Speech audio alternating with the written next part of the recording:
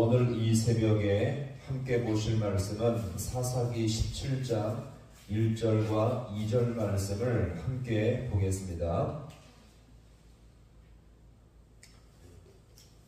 사사기 17장 1절과 2절 말씀을 같이 함께 합독합니다. 에브라임 산지에 미가라 이름하는 사람이 있더니 그의 어머니에게 이르되 어머니께서 은 1100을 잃어버리셨으므로 저주하시고 내 귀에도 말씀하셨더니 보소서 그 은이 내게 있나이다. 내가 그것을 가졌나이다 하니 그의 어머니가 이르되 내 아들이 여호와께 복받기를 원하노라 하니라. 아멘. 할렐루야. 오늘 이 새벽도 주님의 말씀에 인도하심이 있기를 간절히 소망합니다. 사사기를 크게 3등분으로 나눈다면 1장부터 3장까지가 서론이었고요. 그 다음에 우리가 어제까지 본 4장부터 16장까지가 이 본론의 말씀으로서 내용의 핵심이겠죠. 여기의 핵심이 무엇입니까? 자, 누구의 소견에 오른 대로요?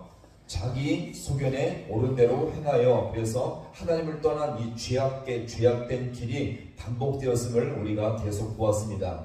그동안 이 본론에서 우리는 이 사사들의 12명의 행적을 살펴보았는데 가장 많이 기록된 내용의 6명의 대사사와 내용이 짧게 기록된 6명의 이 소사사들을 살펴보았는데, 자 보세요. 사사들이 있었어도 여전히 이 세상과 교회는 더 악해졌음을 우리가 볼 수가 있었습니다. 특별히 마지막 사서였던 이 삼손을 기점으로 더 이상 이제 이 사사들의 행적은 이 사사기에서 기록되지 않고 있죠. 사실상 여기까지가 이 사사기가 보여주고자 하는 가장 중요한 내용이었고요. 오늘 이 본문 11장에서 21장까지는 결론이 아니라 부록에 해당되는 내용임을 자 우리가 기억하시기 바랍니다.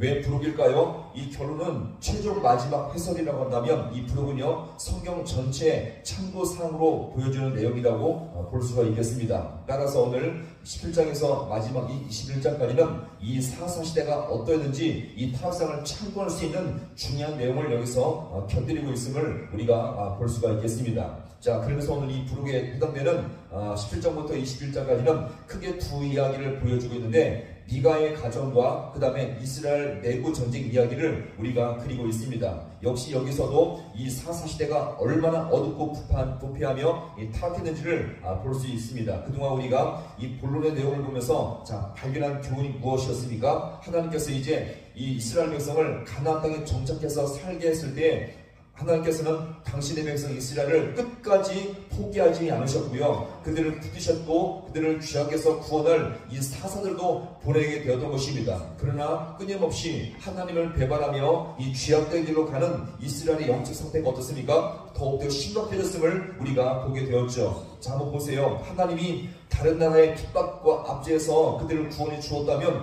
이스라엘 백성이 가져야 할 마땅한 반응은 무엇입니까? 은혜를 기억하고 감사하며 믿음으로 사는 것이 마땅한 반응이겠죠. 자, 그런데 이들의 반응은 무엇입니까? 우리가 앞부분에 있는 이 본문의 말씀을 한 절 한번 찾아보겠습니다. 자, 사사기 13장 1절 보시면 이스라엘 백성이 그동안 계속적으로 반복되는 내용을 우리가 볼 수 있는데, 한번 자 13장 1절의 말씀을 자 같이 함께 찾아서 자 보겠습니다. 자, 시작. 이스라엘 자손이 다시 여호와의 목전에 악을 행하였으므로 그들을 40년 동안 블레셋 사람의 손에 넘겨주시니라. 아멘. 자, 같이 합니다. 여호와의 목전에 악을 행하였으므로, 자, 여호와의 목전에 무엇을 행했다고요? 악을 행하였으므로. 자, 이것이 자 뭡니까? 하나님이 보는 앞에서 대놓고 배신하며 악을 행했던 것을 여기서 우리가 보여줍니다. 그들은요 하나님께 받은 구원의 은혜와 감격을 분명 체험했지만 이 은혜를요 순식간에 다 버려버리게 된 것입니다. 은혜는 잠시였고 다시 옛삶으로 돌아가는 하나님을 배신하는 삶을 끊임없이 반복하며 살게 되었던 것입니다. 자, 다시 해볼까요? 여호와의 목전에 악을 행하였으므로.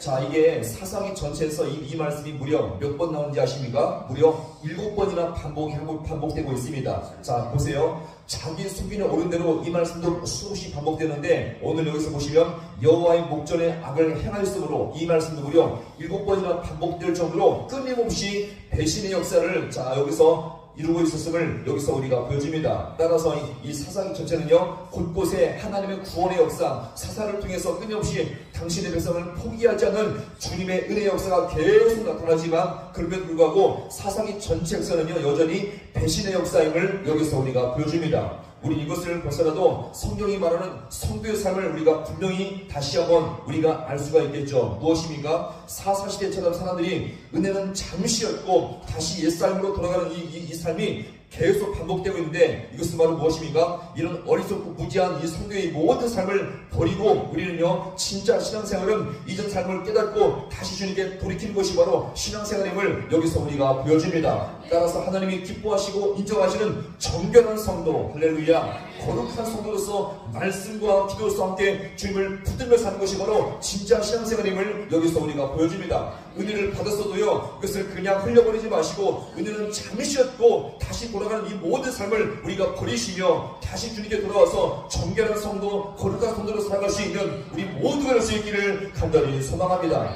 자, 그럼 여기서 보시면 이 사사기에 이 부록에 해당되는 내용이 어떤 내용입니까? 종교적이고 도덕적인 타락의 내용이 나오는데, 자, 우선 17장, 18장은 먼저 미가라는 한 가정 속에서 일어나는 종교적인 타락에 대한 내용이 나오고요. 자, 그 다음에 19장에서 21장까지는 이어지는 도덕적인 타락의 내용이 여기서 나오고 있습니다. 그래서 이스라엘 내부 전쟁이 여기서 이루어지게 되는데, 그야말로 이 부록의 내용은 다시 말해서 이 사상의 핵심 내용인데, 자기 소견에 오른 대로 행동하는 절정의 죄악된 모습을 여기서 다시 한번 보여주고 있는 것입니다. 자, 그럼 여기서 한번 순서를 잘 보세요. 먼저 무엇이 있었습니까? 미가의 한 가정 속에서 생긴 종교적인 타락의 모습이 가장 먼저 있었고, 이것은 무엇을 연상합니까? 오늘날 교회의 타락과 부패를 연상케 하는데, 자, 이로 인해서 자, 무엇이 이어졌습니까? 도덕적인 타락이 이어졌죠. 자, 이것은 무엇을 말합니까? 오늘날 사회적인 혼란과 분열과 다툼과 갈등을 연상케 한다는 것입니다. 자, 그럼 보세요.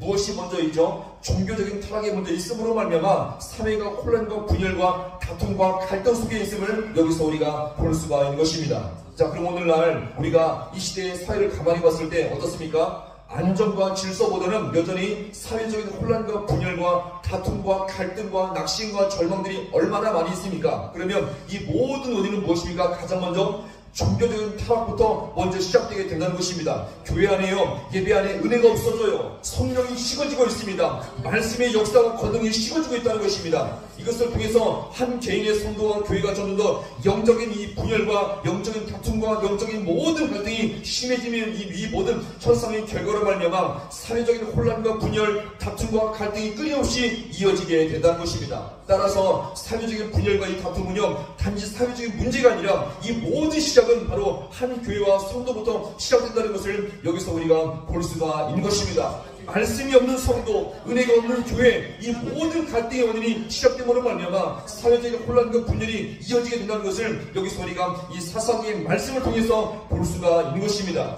그렇다고 우리는 다시 한번 교회와 성도가 먼저 자기의 자리를 다시 한번 돌이켜서 주님 앞에 이 모든 더욱더 은혜의 시작을 회복될 수 있기를 간절히 소망합니다. 이런 면에서 이 시장은요, 다시 한번 자기의 모습을 진실로 깨닫고 주님께 돌이켜서 은혜의 자리, 사명의 자리에 돌아와서 주님을 만나며 그 자리에서 사명을 감당할 때에 모든 회복이 시작될 줄로 믿으시길 바랍니다. 따라서 우리 모든 신령과 교회 가운데, 가정 가운데 우리의 사명을 잘 다시 한번 찾아서 주님께 영광을 돌릴 수 있는 우리 모든 성도가 되어서 내 심령이 회복되어지며 가정이 회복되어지며 교회와 모든 사회가 다시 한번 주님 앞에 회복될 수 있는 복된 은혜를 경험할 수 있는 우리 모든 성도가 될 수 있기를 주님의 이름으로 간절히 축원합니다.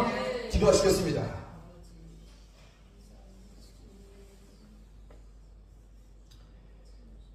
하나님 아버지, 이제 우리가 사사기의 부록의 말씀을 함께 살펴봅니다. 하나님, 사사들의 행적도 정말 가슴 아픈 타락의 모습이었지만 이 부록의 말씀도 여전히 주님 앞에 자기의 소견에 오른 대로 행했던 이 모습, 다시 아버지여 여호와의 목전에 악을 행했던 아버지 이 모습의 반복적인 모습을 다시 한번 주님 앞에 아버지여 돌아보고자 합니다. 하나님, 무엇보다 아버지 하나님, 이 세상의 사회 아버지 갈등과 분열과 다툼과 혼란의 이 모든 모습은 단지 사회적인 모습이 아니라 이 모든 기운은 하나님 앞에 아버지여 우리의 성도의 신령과 아버지 교회가 아버지 예배의 아버지 감격과 영광을 잃어버리며 성령 없는 예배, 기도 없는 아버지 성도의 신앙이 반복될 때에 이것이 죄악의 길로 미끄러져서 결국 아버지여 사회 존재적인 영향까지 미치게 되었음을 이 시간 이름 앞에 고백하며 돌아봅니다. 하나님, 우리의 먼저 자신을 돌아보게 주님 인도하여 주시옵시고, 주님께 아버지여 다시 한번 사명의 자리, 은혜의 자리에 돌아와서 더욱더 주님 앞에 은혜를 구할 수 있는 우리 모두 귀한 심령들 되게 하여 주셔서 우리의 심령을 통해서 아버지 하나님 가정이 다시 한번 회복되게 하시며, 교회가 온전히 세워지게 하시며, 이 사회가 안좋게 될 수 있도록 주님께서 우리 모두에게 은혜를 도하여 주시옵시고, 이 모든 귀한 사역 가운데 귀하게 쓰임받을 수 있는 우리 모든 주의 백성들 되게 하여 주옵소서. 금강하게 주님 앞에 기도하며 성경을 구합니다. 하나님 아버지, 우리 모두를 붙이시고 은혜 가운데 주님께서 역사하여 주옵소서. 모든 것 주님 앞에 간절히 바랍고 예수님의 이름으로 기도하옵나이다. 아멘.